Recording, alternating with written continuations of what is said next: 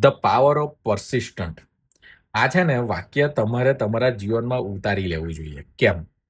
કારણ કે છે ને તમે કોઈ પણ કાર્ય કરો એની અંદર જિદ્દીપણું ના હોય ને તે કાર્ય કરવાની મજા જ નથી. આને તમારે સમજવું હોય ને તો એક બહુ સરસ મૂવી છે જેની આજે હું તમને વાત કરીશ, ધી ફાઉન્ડર.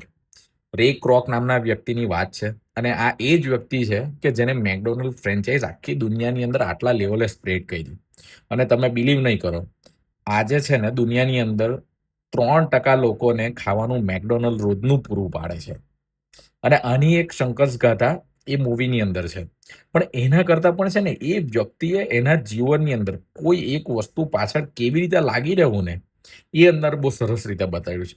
એ વ્યક્તિ એના જીવનની અંદર 50 વર્ષની એજ લગીને આ બધી વસ્તુમાં સંઘર્ષ કરે છે. ઇવન 48 યરની ઉંમર લગીને મિક્સર મશીન વેચતો હોય છે.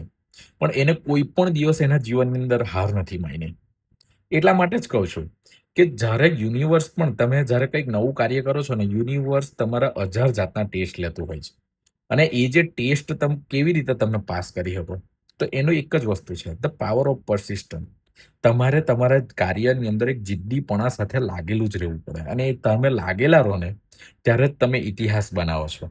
ઓમ નમો નારાયણ.